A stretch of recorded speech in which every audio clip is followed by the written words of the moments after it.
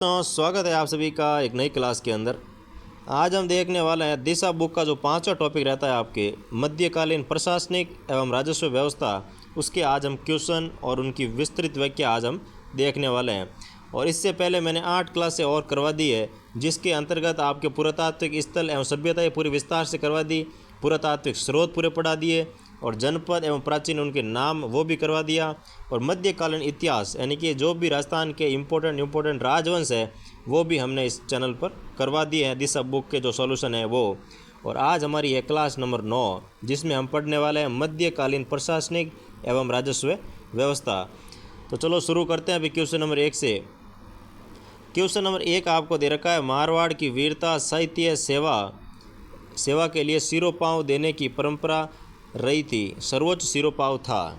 तो सर्वोच्च जो सिरोपाव था वो आता है आपके हाथी सिरोपाव, यानी कि ये आपके सर्वोच्च सिरोपाव रहता था कि हाथी सिरोपाव। इसकी व्याख्या देखो क्या दे रखी है, प्रमुख सिरोपाव एक दृष्टि में हाथी सिरोपाव, जिसको ये सिरोपाव मिलता था उसे राज्य से कपड़ों वगैरह ये सब मिलाकर 780 रुपये दिए जाते थे, परंतु विवाह के मौके पर चौगे और कमरबंद की कीमत मिलाकर 849 रुपये मिलते थे। इसके अलावा महाराजा साहब के नज़दीकी भाई बंधुओं को जो मारवाड़ के महाराज कहलाते थे, विशेष कृपा और मान प्रदर्शित करने के लिए 1000 रुपये दिए जाते थे। और दूसरा सिरोपाव आता है पालकी सिरोपाव। पालकी सिरोपाव यानी कि इसमें महाराजा साहब की तरफ से 472 रुपये दिए जाते थे, परंतु विवाह के मौके पर इसकी जो रकम है वो 553 रुपये कर दी जाती थी। फिर आता है आपके घोड़ा सिरोपाव।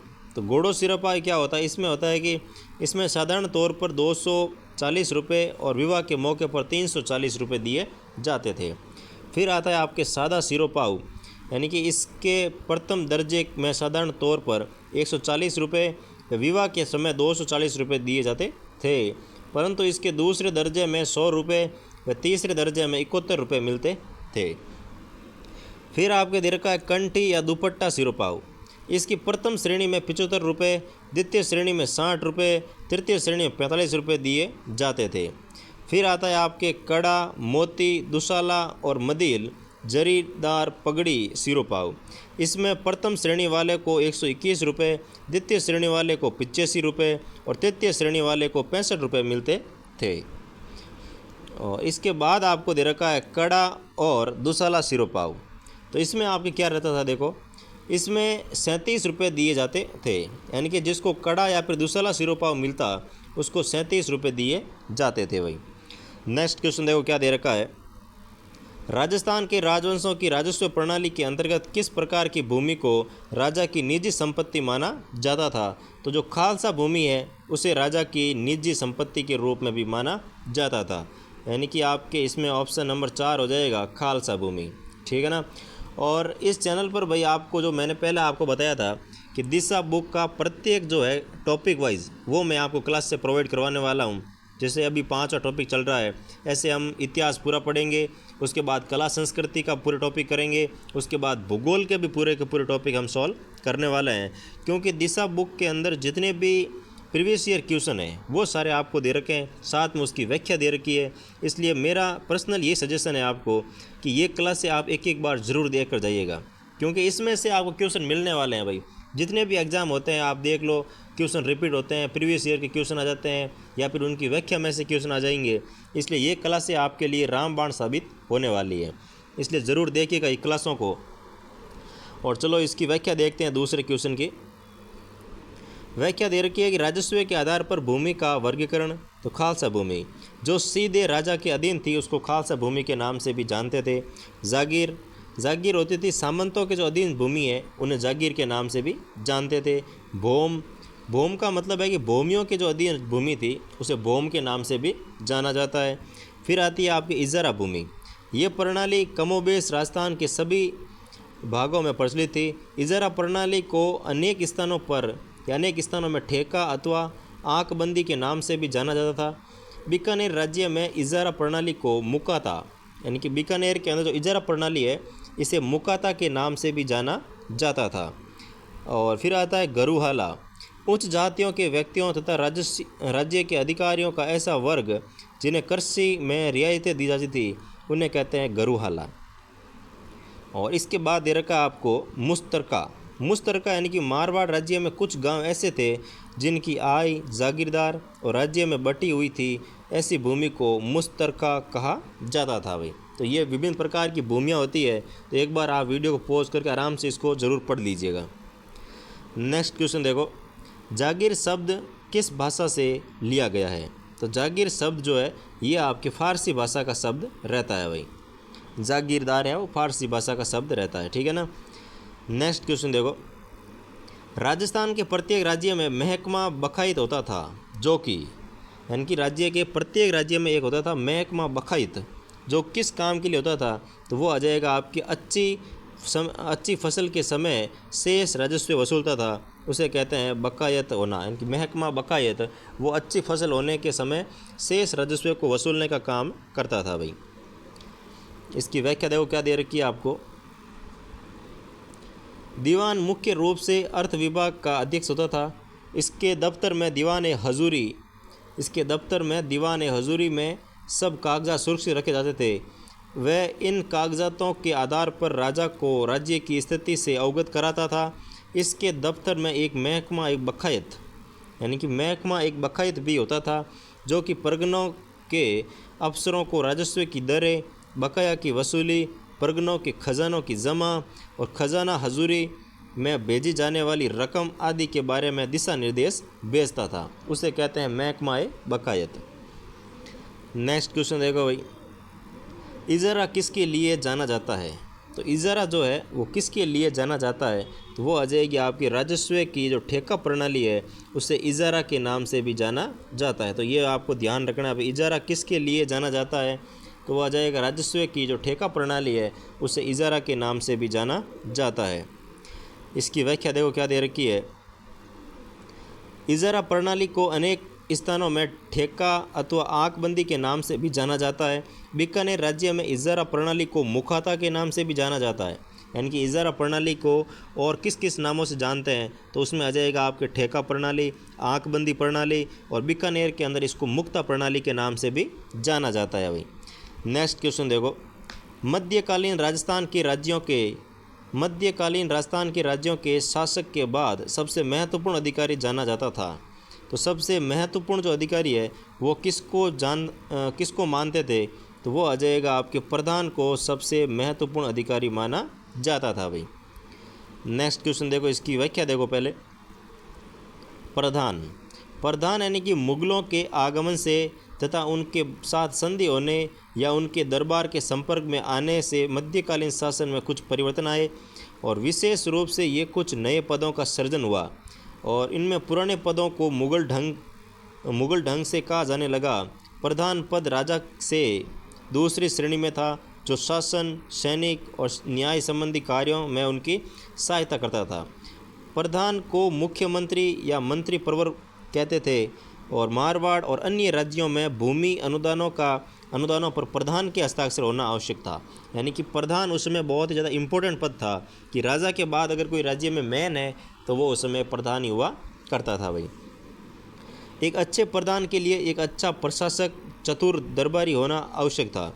जयपुर रियासत के प्रधानमंत्री को मुंसाहिब कहा जाता था भाई। तो जयपुर रियासत के जो प्रधानमंत्री थे उनको मुंसाहिब कहा जाता था भाई। नेक्स्ट क्वेश्चन देखो, 8वीं से 12वीं सदी के समाज में राजस्थान में प्रचलित अधिकारी अक्स पटलिक, जो अधिकारी था अक्स पटलिक, इसका संबंध है वो किससे था? तो इसमें आ जाएगा आपके राज्य में आय व्यय का ब्यौरा रखने वाला जो अधिकारी होता है उसको अक्स पटलिक कहा जाता था भाई।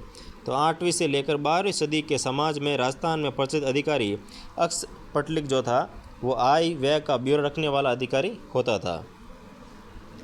इसकी व्याख्या देखो, सारणेश्वर शिलालेख से विदित होता है कि मेवाड़ में अमात्य यानी कि मुख्यमंत्री, संधि विग्रहिक यानी कि युद्ध और संधि का मंत्री, अक्स पटलिक यानी कि पुरालेख मंत्री, और वंदीपति यानी कि मुख्य धूक, और विशाखाधिराज यानी कि मुख्य वैद्य आदि मंत्रिमंडल के सदस्य होते थे। यानी कि ये इनके पुराने नाम मिलते हैं, और जो प्रशासन में इनका जो पद होता है वो इसे बताया गया है कि उसमें अमात्य होता है उसको मुख्यमंत्री कहते, संधि विग्रह होता है उसको युद्ध और संधि का मंत्री कहते, यानी कि किसी राज्य के साथ अगर युद्ध हो गया तो उसमें वापस संधि करनी है या युद्ध करना है, ये सारा डिसीजन है वो संधि विग्रह ही करता था।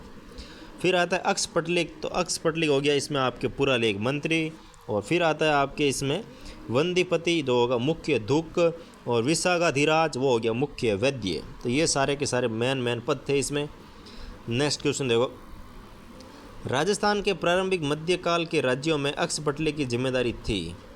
तो प्रारंभिक मध्यकाल के अंदर जो अक्षपटलिक था यानी कि जो पुरालेख मंत्री था उसका क्या मतलब उसकी जिम्मेदारी थी, तो वो इसमें आपका आ जाएगा। देखो जो इसकी जिम्मेदारी थी वो आ जाएगी आपके ऑप्शन नंबर 2 कि मुख्य लेखा अधिकारी के रूप में कार्य करना, यानी कि मुख्य जो लेखा अधिकारी होता था उसको अक्षपटलिक के नाम से भी जाना जाता था भाई। तो इसमें आपका आ जाएगा ऑप्शन नंबर 2। नेक्स्ट देखो, राजस्थान के पूर्व मध्यकालीन राज्यों में नैमितिक उपपदनाम को प्रयोग किया जाता था, यानी कि जो नैमितिक है इस पदनाम का प्रयोग कहाँ किया जाता था और ये क्या कार्य करता था, तो वो आ जाएगा आपके राजकीय ज्योतिष जो था उसके लिए इस पद का प्रयोग करते थे कि जो राजकीय ज्योतिष है उसको नैमितिक के नाम से भी जाना जाता था भाई। इसकी व्याख्या क्या दे रखी है देखो, राजस्थान के पूर्व मध्यकालीन राज्यों में राजकीय ज्योतिष को नैमितिक भी कहा जाता था, यानी कि जो राजकीय ज्योतिष है उसको बोलते थे कि नैमितिक, यानी कि ये आपके राज्य के नैमितिक है, यानी कि राजकीय ज्योतिष है। नेक्स्ट क्वेश्चन देखो, मदद ए मास मध्यकालीन राजपूत शासन में दी जाती थी, यानी कि ये मदद ए मास जो है वो आपके मध्यकालीन राजपूत शासन में दी जाती थी। तो वो आ जाएगा विद्वानों और धार्मिक व्यक्तियों को दी जाती थी भाई, विद्वानों और धार्मिक व्यक्तियों को दी जाती थी। अब ये क्या होती है इसको देखो विस्तार से क्या व्याख्या दे रखी है इसकी। मिल्क सरयुगल भूमि को मदद ए मास भी कहा जाता था, यानी कि मिल्क या फिर जो सरयुगल भूमि है यानी कि उनके कार्यों से खुश होकर जो राजा उनको दान के रूप में भूमि देता था उसे सरयुगल भूमि या फिर मिल्क भूमि भी कह सकते हैं। उस भूमि को कहते हैं मदद ए मास, ठीक है ना। ये भूमि अनुदान के रूप में धार्मिक प्रवृत्ति के व्यक्तियों को दी जाती थी, यानी कि जो धार्मिक प्रवृत्ति के व्यक्ति थे जो मतलब यज्ञ वगैरह करवाते थे, पुरोहित वगैरह थे, उनमें जब राजा यज्ञ वगैरह करवाता तो उनको खुश होकर भूमि देता दान में, तो उनको कहते हैं मदद ए मास। यह भूमि विद्वानों, कवियों, ब्राह्मणों, चारणों, भाटों, संप्रदायों, पुण्यार्थों, कार्यों आदि के लिए दी जाती थी। ये कर मुक्त होती थी, यानी कि इस भूमि पर किसी भी प्रकार का कोई टैक्स नहीं लगता था और भूमिग्राही इसे बेच नहीं सकता था। इस प्रकार की भूमि विविध नामों से जानी जाती थी। इसके अंतर्गत इनाम है, अलूफा है, खाकी है, उदक है, मिल्क है, भोग है, पुण्य है इत्यादि भूमि अनुदान सम्मिलित थे। मुगल प्रभाव के कारण इसे मदद ए मास भी कहा जाता था और इसे राजस्थान में इसे शासन कहा जाता है। राजस्थान के अंदर जो ये मिल्क के मास भूमि है इसे शासन के नाम से भी जाना जाता है भाई। नेक्स्ट क्वेश्चन देखो, मध्यकालीन राजस्थान में जब्ती एक प्रणाली थी, यानी कि मध्यकालीन राजस्थान के अंदर जो जब्ती है ये किस प्रकार की प्रणाली थी, तो वो आ जाएगा आपके भू लगान निर्धारण की एक विधि थी जिसे कहते हैं जब्ती। भू लगान निर्धारण की एक विधि है जिसे कहते हैं जब्ती भाई। इसकी व्याख्या देखो क्या दे रखी है। एक ही परगने में जब्ती यानी कि नाप कर बटाई यानी कि उपज का निश्चित भाग, कनकूत प्रणालियाँ प्रचलित थी। नकदी फसलों जैसे गन्ना है, कपास है, अफीम है, नील है पर प्रति बीघा की दर से राजस्व का निर्धारण तथा वसूली की जब्ती यानी कि टोडरमल द्वारा शुरू कहते हैं, यानी कि जब्ती जो है ये टोडरमल के द्वारा शुरू की गई थी ऐसा कहा जाता है भाई। नेक्स्ट क्वेश्चन देखो, कौन सी भू राजस्व व्यवस्था राजा टोडरमल से संबंधित है, यानी कि कौन सी भू राजस्व की व्यवस्था है जो राजा टोडरमल के द्वारा शुरू की गई थी, तो वो आ जाएगी आपकी जब्ती जो व्यवस्था थी, यानी कि जो कर वसूलने की जो पद्धति है जब्ती, ये टोडरमल के द्वारा दी गई थी।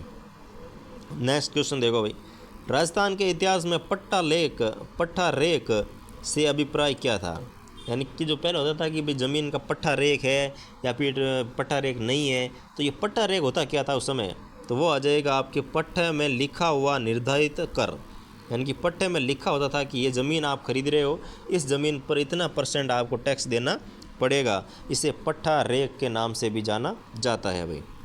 इसकी व्याख्या क्या दे रखी है, देखो व्याख्या में दे रखा है रेक, यानी कि जब मुगलों की परिपाटी के अनुकूल राजपूत शासकों द्वारा सामंतों की जागीर की उपज का वार्षिक अनुमान निर्धारित किया गया तो उसे रेक कहा गया था। रेक जो कि जागीर की वार्षिक आय निधि के आधार पर सामंतों के सैनिक बल का अनुपात स्थापित होने लगा। मारवाड़ में रेक शब्द का प्रयोग पट्टा रेक या भरतू रेक के रूप में भी किया जाता था। पट्टा रेक का तात्पर्य जागीर की उस अनुमानित वार्षिक आय से था जिसका शासक द्वारा प्रदान किए गए जागीर पट्टे में उल्लेख किया जाता था। ये होता है अभी आपके जो पट्टा रेक और एक आती है भरतू रेक, ठीक है ना। नेक्स्ट क्वेश्चन देखो, 16वीं 17वीं शताब्दी में राजस्थान में नील का कारोबार अत्यंत विकसित था और नील हमारी सांस्कृतिक विरासत रही है और इस विरासत का गवाह रहा है।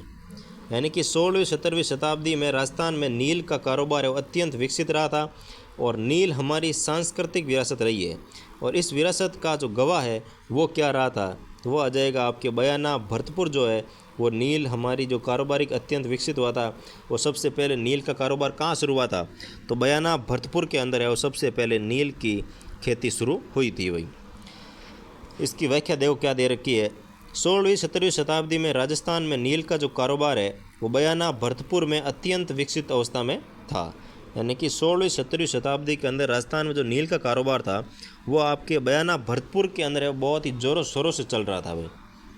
नेक्स्ट क्वेश्चन देखो, कौन सा कथन सही नहीं है, यानी कि निम्नलिखित में से कौन सा कथन है वो सही नहीं है, उसकी आपको चयन करना है।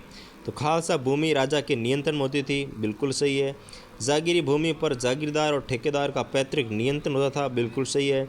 भूमियों को कुछ भूमि उनकी चौकीदारी की सेवाओं और मार्गों की सुरक्षा के कर्तव्यों को पूरा करने के लिए दी जाती थी, जिसे भूम के नाम से भी जानते थे, बिल्कुल सही है। और चरणोत भूमि पर राजा का नियंत्रण होता था, तो ये आपकी गलत है भाई, चरणोत भूमि पर राजा का नियंत्रण इसमें नहीं होता था।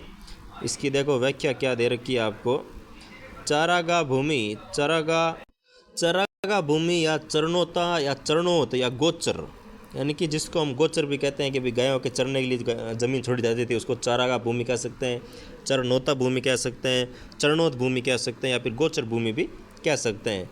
तो ये सभी इसके एक ही उपनाम आते हैं। गांवों के निकट पशुओं के चरने के लिए और गांव की सामूहिक संपत्ति होती थी। ये चरणोता उस भूमि को कहते थे जो पशुओं के लिए चारा उगाने के लिए छोड़ी जाती थी और ऐसी भूमि ग्राम पंचायत के नियंत्रण में होती थी, यानी कि सरकारी भूमि कह सकते हैं भाई, जिस पे न तो कोई टैक्स लगता था और न कोई खेती कर सकता था। वहाँ पे केवल और केवल जानवरों के लिए और पशुओं के लिए चरने के लिए घास उगी जाती थी। नेक्स्ट क्वेश्चन देखो भाई, आपको दे रखा है, मध्य युगीन राजस्थान के सामाजिक आर्थिक जीवन के संदर्भ में पंचकूल है। तो मध्यकालीन राजस्थान के सामाजिक आर्थिक जीवन के संदर्भ में पंचकूल क्या है, तो पंचकूल में आ जाएगा आपके ग्रामीण परिषद जो है यह आपके पंचकूल रहने वाला है भाई। नेक्स्ट क्वेश्चन देखो, इसकी व्याख्या क्या दे रखी है आपको, पंचकूल एक स्थानीय संस्था होती थी जिन्हें अर्ध सामाजिक या अर्ध राजनीतिक कहा जाता था। पंचकूलों का प्रमुख कार्य भूमि से संबंधित था, जिसमें भूमि का बदलना, उसका नाम, उपज की व्यवस्था करना आदि था। सरकार द्वारा जो भी आदेश भूमि संबंधी होते थे उनका परिपालन पंचकूल के द्वारा करवाया जाता था। इस संस्था द्वारा क्रय विक्रय पर कर लगाए जाते थे, यानी कि संस्था द्वारा क्रय विक्रय पर जो है कर लगता था भाई। नेक्स्ट क्वेश्चन देखो, डाबी और जीवनी सामंतों की श्रेणी राजस्थान में कहाँ प्रचलित थी, यानी कि जो डाबी है और जीवनी है ये सामंतों की दो श्रेणियां हैं वो राजस्थान के कौन से इलाके में प्रसिद्ध थी या प्रचलित थी, तो वो आ जाएगा आपके जैसलमेर साइड में ये बहुत ज़्यादा प्रसिद्ध रहती है। डाबी है, जीवनी है, ये सारे के सारे सामंतों की श्रेणियां होती हैं भाई। इसकी व्याख्या देखो क्या दे रखी है, जैसलमेर के भाटी रावल हर्राज के शासनकाल में सामंतों में श्रेणियाँ व्यवस्था प्रारंभ हुई थी। दो श्रेणियाँ थी, एक डाबी जो कि बाईं तरफ और दूसरी जीवनी यानी कि दाईं, यानी कि मारवाड़ी में कहते हैं ना भाई डावो और जीवनो, तो वही बात है, डावा यानी कि बायां और जीवना यानी कि दायां। तो ये दो आपके सामंतों की श्रेणियाँ थी जैसलमेर साइड में। और जैसलमेर में भी कौन से शासन के काल में, तो रावल हरराज सिंह के काल में ये श्रेणियाँ शुरू हुई थी। नेक्स्ट क्वेश्चन देखो भाई, दे रखा आपको अड़सट्टा क्या है, यानी कि जो अड़सट्टा होता है ये क्या होता है, तो वो आ जाएगा आपके जयपुर राज्य की का भूमि संबंधी जो रिकॉर्ड होता था उसे अड़सट्टा के नाम से भी जाना जाता था भाई।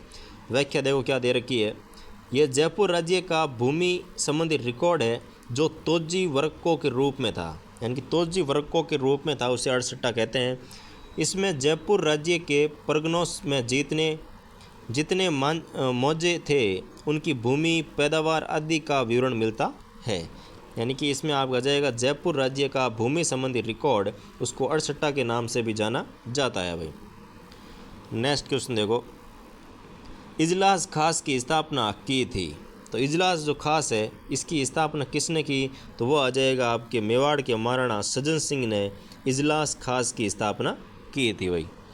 इसकी व्याख्या देखो क्या दे रखी है आपको, वर्ष 1869 ईस्वी में मेवाड़ महाराणा शंभू सिंह ने महकमा खास यानी कि आपके कह सकते हैं कि सर्वोच्च न्यायालय, महकमा खास किसे कहते थे, तो सर्वोच्च न्यायालय के गठन की घोषणा कर एजीजी कर्नल कीटिंग द्वारा संग्रहित राज्य के लिए नई कानून संहिता प्रसारित की थी। 1870 में शारीरिक यातना देने के स्थान पर जुर्माना और कारावास की सजा देने की पद्धति आरंभ की गई थी। इस बीच महाराणा शंभू सिंह की मृत्यु हो गई थी, परंतु उनके उत्तराधिकारी महाराणा सज्जन सिंह 1874 से लेकर 1884 ने सुधार जारी रखे और 10 मार्च 1877 को उन्होंने एक नई राज्य परिषद जिसे इजलास खास, जिसे क्या कहते हैं इजलास खास की स्थापना कब की, 1877 के अंदर की थी भाई, की स्थापना की। पहले अपीलें और अर्जियां महाराजा के प्राइवेट सेक्रेटरी के पास पेश की जाती थी, परंतु सन 1933 में इजलास खास के नाम से महकमा स्थापित किया गया था। तो इजलास खास महकमा कब स्थापित किया था, 1933 में, और इजलास खास जो राज्य परिषद है इसकी स्थापना कब की गई, तो 1877 के अंदर इसकी स्थापना की। किसने की, तो महाराणा सज्जन सिंह ने की थी। और महकमा खास की स्थापना किसने की, तो वो आ जाएगा आपके महाराणा शंभू सिंह के द्वारा की गई थी, जो कि एक होता था सर्वोच्च न्यायालय, ठीक है ना। नेक्स्ट क्वेश्चन देखो भाई, आपको दे रखा है मेवाड़ राज्य में महकमा खास की स्थापना की थी। ये देखो महकमा खास की स्थापना किसने की थी, तो वो आ जाएगा महाराणा शंभू सिंह के द्वारा की गई थी। और ये आ सकता है कब की गई, तो 1869 ईस्वी में की गई थी। और महकमा खास का शाब्दिक अर्थ क्या होता है, तो वो हो जाएगा आपके सर्वोच्च न्यायालय, ठीक है ना। नेक्स्ट क्वेश्चन देखो भाई, 16, 32 और गोल का संबंध किससे है, तो 16 है, 32 है और गोल का जो संबंध है वो किससे रहता है, तो वो आ जाएगा मेवाड़ राज्य में सामंतों की श्रेणियाँ जो थी उन्हें कहते थे 16, 32 और गोल प्रकार की श्रेणियाँ हुआ करती थी। नेक्स्ट इसकी व्याख्या देखो क्या दे रखी है आपको, सामंतों की श्रेणियाँ मेवाड़ में 16 यानी कि प्रथम श्रेणी, 32 यानी कि द्वितीय श्रेणी, गोल यानी कि तृतीय श्रेणी के सामंत या उमराव कहलाए थे। यानी कि जो प्रथम श्रेणी का सामंत था उसे कहते थे 16, ठीक है। जो द्वितीय श्रेणी का सामंत था उसे कहते थे 32 और जो तृतीय श्रेणी का सामंत था उसे कहते थे गोल। तो 16, 32 और गोल क्या थे, तो मेवाड़ के अंदर सामंतों की जो श्रेणियाँ थी उन्हें कहते हैं भाई आपके 16, 32 और गोल, ठीक है। मारवाड़ में राजवीस या राजवी राज परिवार के सामंत, इन्हें रेख, हुक्मनामा और चाकरी आदि करों से 3 पीढ़ियों के लिए मुक्त रखा जाता था। सरदार होता था कि राज परिवार के अतिरिक्त उसे कहते थे सरदार। और मुत्सदी यानी कि अधिकारी वर्ग में जो जागीर प्राप्त किए हुए हैं उसे कहते थे मुत्सदी। गनायत यानी कि अपनी शाखा के अतिरिक्त बाहर से आए हुए जो सरदार होते थे उन्हें गनायत के नाम से भी कहते थे, नाम से विभाजित किया गया था। यानी कि मारवाड़ के अंदर एक तो था राजवी जो कि राज परिवार से संबंधित था, एक आता है आपके सरदार और एक आता है आपके मुत्सदी, एक आता है आपकी गनायत। तो ये भी आपके इसमें सामंतों की श्रेणियाँ रहती है मारवाड़ के अंदर, ठीक है ना। नेक्स्ट क्वेश्चन देखो भी आपको क्या दे रखा है, मारवाड़ के वे सामंत जिन्हें राजा का निकट संबंधी होने के कारण 3 पीढ़ी तक है वो चाकरी और रेख देन से मुक्त रखा जाता था वे कहलाते थे। तो उनको कहते थे भाई राजवी यानी कि जो राजा के परिवार से थे उनकी 3 पीढ़ियों तक है वो उनको कर देने से मुक्त रखा जाता था भाई। नेक्स्ट क्वेश्चन देखो, राजवी है, सरदार है, मुत्सदी है, गनायत किस राज्य में सामंतों की श्रेणियाँ थी, तो राजवी, सरदार, मुत्सदी और गन्नाइत ये आपका आ जाएगा मारवाड़ के अंदर सामंतों की श्रेणियाँ रहती है भाई। नेक्स्ट क्वेश्चन देखो आपको दे रखा है, बाहरा कोटड़ी नामक सामंती व्यवस्था का संबंध किस राज्य से है। तो बाहरा कोटड़ी जो सामंती व्यवस्था थी उसका संबंध किस राज्य से था, तो वो आ जाएगा आपकी आमेर राज्य से संबंधित रहते हैं भाई आपके बाहरा कोटड़ी। ठीक है, इसकी व्याख्या देखो क्या दे रखी है आपको, जयपुर के महाराजा पृथ्वी सिंह ने अपने 12 पुत्रों के नाम से स्थायी जागीर चलाई जिन्हें कोटड़ी कहा जाता था, और आमेर जयपुर में सामंतों का वर्गीकरण 12 कोटड़ी में किया गया था। इनमें प्रथम कोटड़ी कछवा की थी जो राजावत कहलाए थे और ये राजवंश के निकट संबंधी थे। उसके बाद नाथावत, फिर खंगारोत, फिर नरुका, फिर बांकावत आदि की कोटड़ियाँ थी। 12वीं कोटड़ी गुर्जरों को दी थी, यानी कि जो 12वीं कोटड़ी है वो गुर्जरों को दी गई थी। तो ध्यान रखना 12 कोटड़ी का संबंध कहाँ से है, तो आमेर से है, और आमेर के किस शासक से है, तो वो आ जाएगा पृथ्वी सिंह कछवा से संबंधित रहती है अभी 12 कोटड़ी व्यवस्था। नेक्स्ट क्वेश्चन देखो क्या दे रखा है आपको, लाटा अथवा लाटाई एवं कूता क्या है। तो लाटा कूता ये क्या रहती है, तो ये आ जाएगा आपके इसमें भू राजस्व व्यवस्था जिसमें भुगतान फसल के रूप में होता था उसे लाटा, लाटाई या फिर कूता कहा जाता था भाई। तो राजस्व व्यवस्थाएं हैं जिसमें फसल है वो भुगतान के रूप में, जिसमें भुगतान है वो फसल के रूप में होता था, यानी कि जो धान वगैरह रह जाते थे पैसे नहीं, इसमें आप फसल के रूप में भुगतान करते थे, उसे कुंता कहते हैं, लाटा कुंता। ठीक है ना, इसकी व्याख्या देखो क्या दे रखी है, व्याख्या दे रखी है कि ये भू राजस्व प्रणाली या भू राजस्व वसूली के लिए अपने जाने वाली प्रणाली थी जिसे बटई भी कहते थे। इस प्रणाली के अंतर्गत जब फसल पककर तैयार हो जाती तो खलिहान में साफ कर ली जाती थी, तब राज्य का हिस्सा सुनिश्चित किया जाता था और एकत्रित उत्पाद को तोलना और डोरी द्वारा नाप लेना और कहीं कहीं अनुमान से ही भूर स्वामी का हिस्सा निश्चित कर दिया जाता था, यानी अनुमान लगा के बोल देते कि आप ये इतना आप ले जाओ और इतना सारा राजा के हिस्से में जाने वाला है। तो ये होती थी भाई लाटा और कूता और लटाई, ये इसमें रहती है भाई। नेक्स्ट देखो आपको दे रखा क्वेश्चन, काकड़ या फिर कूत यानी कि कनकूत क्या होती है देखो। तो काकड़ भी कहते हैं इसको, या कूतना भी कहते हैं, या कनकूत भी कहते हैं। तो राजस्व निर्धारण की इस प्रणाली के अंतर्गत कुल उपज के ढेर या खेत पर खड़ी फसल का स्थल या मोटा अनुमान लगाकर भाग निर्धारित किया जाता था। यानी कि एक तो लाटा होता है, इसमें तो क्या होता है कि भाई धान जब फसल पूरी तैयार होकर के जब उस फसल को हम निकाल देते थे और निकाल के एक ऐसे इकट्ठा कर लेते थे कि हाँ भाई ये अभी धान हमें प्राप्त हुआ है, फिर उसमें से राजा का हिस्सा और जो किसान था उसका हिस्सा अलग करते, उसे कहते हैं लाटा। ठीक है, और काकड़ या फिर कनकूत कहते हैं, उसमें होता है कि भाई जैसे फसल खेत में खड़ी है, ठीक है, अभी इसमें उपज प्राप्त नहीं हुई है लेकिन फसल अभी खड़ी है, तो राजा का एक आदमी आता और बोलता कि इसमें अनुमान रूप से मान लो 20 कुंटल बाजरी हो जाएगी, तो 20 कुंटल में से ऐसा करो 15 तो राजा को बेच देना और 5 आपके पास रह जाएगी। अब चाहे कितनी भी हो उसमें अनुमान लगा दिया उसने 20, चाहे कम होगी तो किसान का नुकसान, ज़्यादा होगी तो किसान का फ़ायदा। इसमें हमेशा ऐसे होता था कि कम ही होती थी, क्योंकि राजा का जो आदमी होता वो अनुमान ऐसा लगाता कि पूछो ही मत आप। ठीक है ना, बेचारे किसान को हमेशा ही परेशान होना ही पड़ता था उसमें। तो ये आपको हो जाती कनकूत। कनकूत का मतलब खड़ी फसल का अनुमान लगाना, और लाटा का मतलब हो गया भाई फसल तैयार होकर लाटे के रूप में आ गई और फिर उसमें से आपको हिस्सा तैयार करना, उसे कहते हैं लाटा। ठीक है ना। नेक्स्ट क्वेश्चन देखो, मुगल सम्राट की आज्ञा अनुसार राजपूताना में शाही पदाधिकारियों द्वारा जारी किए जाने वाले कागजात कहलाते थे। तो मुगल सम्राट की आज्ञा के अनुसार राजपूताना में शाही पदाधिकारियों द्वारा जारी किए जाने वाले जो कागजात है उन्हें किस नाम से जानते थे, तो वो आ जाता आपके हस्बुल हुक्म। उनको हस्बुल हुक्म के नाम से भी जानते थे। व्याख्या देखो इसकी, हस्बुल हुक्म, इसके तहत शाही परिवार के किसी सदस्य अथवा सरदार द्वारा प्रक्षेपित आदेश जिसमें किसी व्यक्ति को कोई स्वीकृति दी जाती थी अथवा तथा जिसमें बादशाह की सहमति भी होती थी, उसे हस्बुल हुक्म भी कहा जाता था। नेक्स्ट क्वेश्चन देखो, बादल क्या थे। तो जो बादल नहीं, बालद क्या थे, तो इसमें आ जाएगा आपके सारतवाह जो होते थे उन्हें बालद के नाम से भी जानते थे। यानी कि गाड़ियों पर अपना माल लाद कर पूरे काफिले या सार्थ के साथ उस माल को दूर दूर तक बेचने जाने वाला जो व्यापारी होता था उसको सारतवाह कहलाते थे। यानी कि भाई जो बैलगाड़ियाँ थी उस पर अपना सारा जैसे होता है भाई अपने फसल वगैरह रख करके गांव और दूर दूर मंडियों में जाके बेचना, उसे कहते हैं सार्थ-वहा। ठीक है ना। नेक्स्ट क्वेश्चन देखो, भूमि बंदोबस्त की जो 7 प्रथा है का संबंध निम्नलिखित में से किस राज्य से है?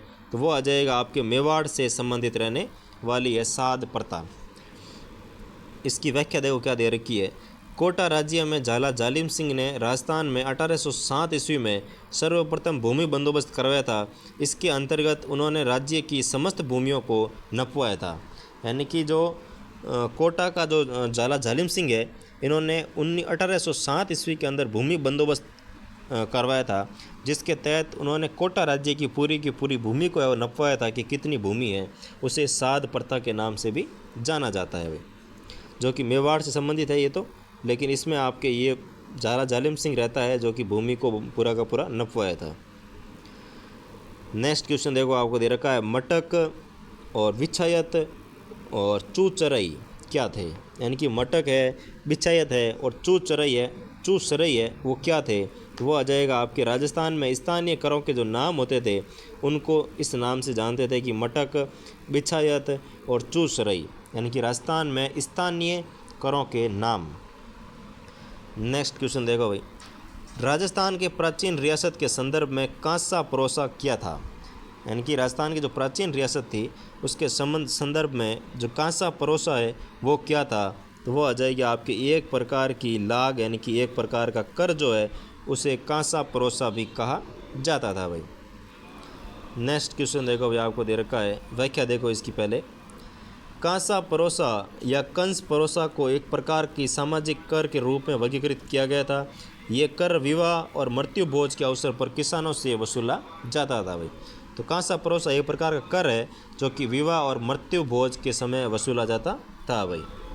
नेक्स्ट क्वेश्चन देखो आपको दे रखा है, तिवारा कर वसूला जाता था। तो जो तिवारा कर है, तिवारा कर, ये कब वसूला जाता था? तो वो आ जाएगा आपके दिवाली और होली जैसे पर्वों पर है वो तिवारा कर है वसूला जाता था भाई। तो ये भी आपको ध्यान रखना है कि तिवारा कर है वो कब वसूलते थे? तो वो आ जाएगा दिवाली और होली जैसे पर्वों पर तिवारा कर को वसूला जाता था। नेक्स्ट क्वेश्चन देखो आपको दे रखा है, ब्रिटिश काल के दौरान राजस्थान में खरड़ा था। तो ब्रिटिश काल के दौरान जो राजस्थान में खरड़ा था वो क्या था? वो आ जाएगा आपके श्रमजीवी जातियों से वसूली जाने वाली जो राशि है उसको खरड़ा के नाम से भी जाना जाता था। यानी कि श्रमजीवी जातियों से वसूली जाने वाली राशि उसको खरड़ा कहा जाता था भाई।